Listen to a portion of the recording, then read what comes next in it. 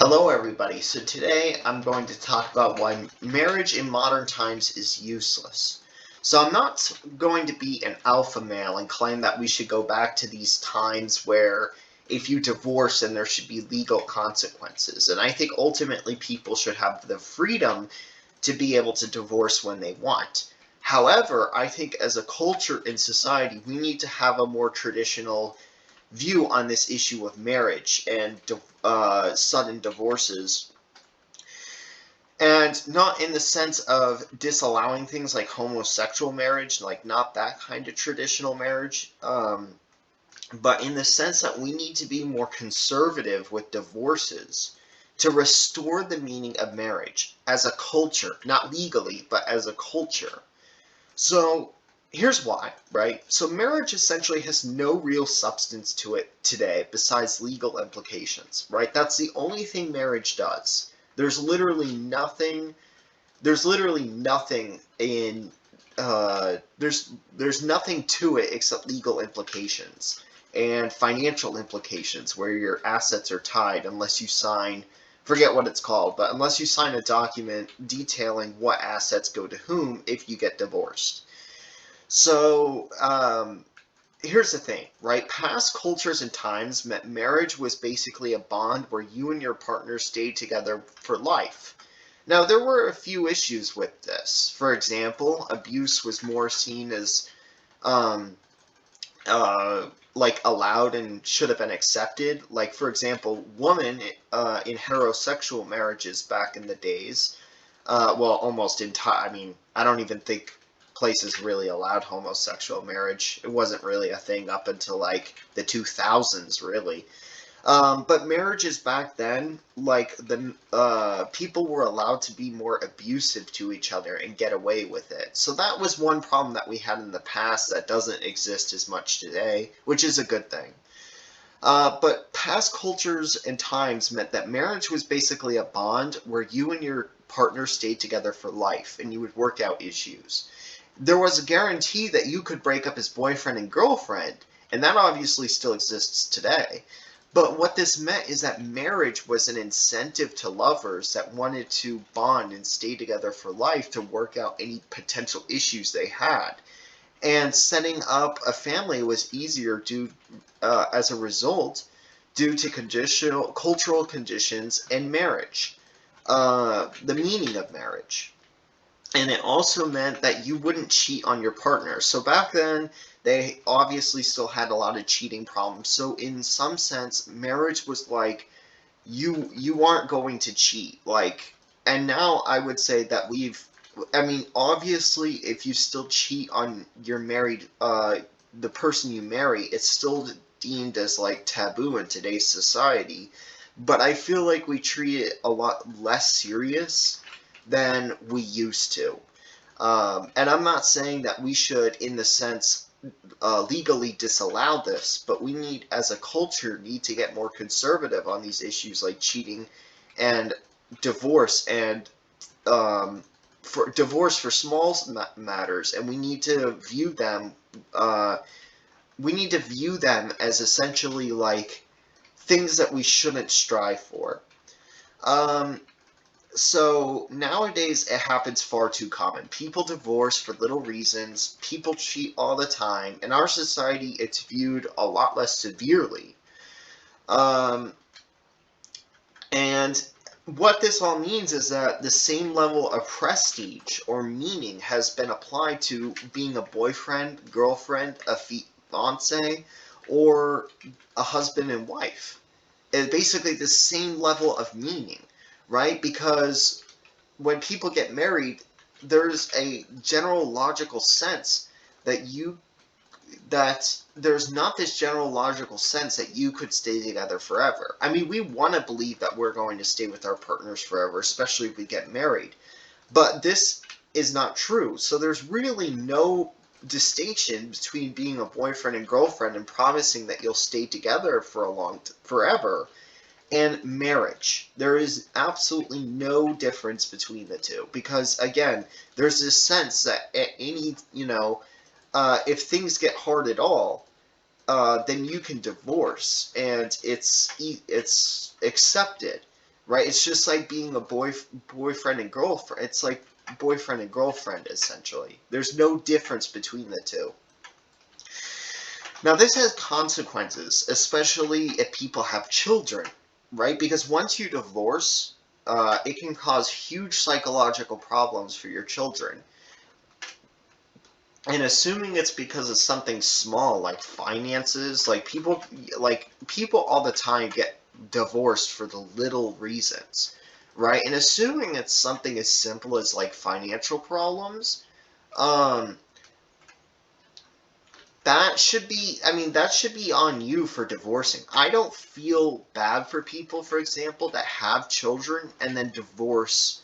Like I feel hostile, great disdain towards people that like they have children and they get divorced over some simple matter and it causes huge psychological trauma for the children, right? So if you have children, and this should be implemented into our society, this is what I mean by becoming traditional on this issue like we used to in the past, right? um, it can save children a lot of trauma if we go back to this kind of view that marriage means that we work out our problems instead of divorcing every single time there's a problem. I don't feel bad. I wish the worst upon people that divorce when they have kids.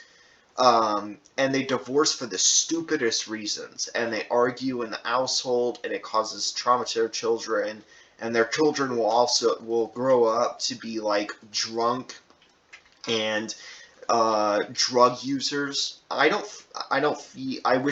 I wish nothing but the worst for those kinds of people. Listen, if you're like abused, for example, like within a marriage, like if you're a wife and you're being abused by your husband, or your husband and you're being abused by your wife and you divorce and you have kids, that's totally acceptable. Like I understand that. But if you're like divorcing because of something like really small that could be worked out easily, then and not consistently trying to put in an effort, your best effort to raise your children as one family, because your child needs a role model of both sexes, both female and male. Now, this is where, I get into another view, which is despite the fact I'm bisexual, I don't have a favorable view. I think that there should be a mother and a father, um, a role model for both sexes. I would never have children in a homosexual relationship personally because I think that, right? But essentially, yeah, I mean, I don't, I, it's a terrible thing, and we should absolutely condemn it as a society. We shouldn't make it illegal because that would be like a huge freedom restriction in the United States if we made it illegal. But we should as a society condemn it, right? Because it's basically accepted that you could get divorced for any reason while having children, and it's totally fine. There's nothing wrong with it. And again, there is something wrong with it. It's very harmful for the children, and that should be your number one priority. Your offspring should be your number one priority in life. Once you bring somebody else in this world, it is your responsibility to provide the best conditions for them. And if you're going to break up and create all these problems for this child, then you have basically failed your role as a parent, right? So again, if it's abuse, if it's like somebody is an alcoholic or a drug abuser, then that makes sense. But otherwise, it should be culturally condemned. Okay, so up to 50% of people divorce. I think the figure is more like 40%. 40% of people should divorce. So if you're thinking about getting married today, you I mean, I understand that your heart says, well, we'll be together forever and nothing will separate us, right? Even if they seem like very like you, like your partner seems exactly like you as a person. You should logically at least think in the back of your mind that you should at least logically be thinking that this could end. Like, you have to be realistic with your relationships in marriage and realize it's probably not going to work out 30 or 40 years from now, and I'm probably going to get divorced. And this leads to another problem that we have, which is when there are breadwinners of the family, right? So whenever there's somebody making all the dough, all the money, right, and buys all the assets and provides for the family financially, in a sense, right?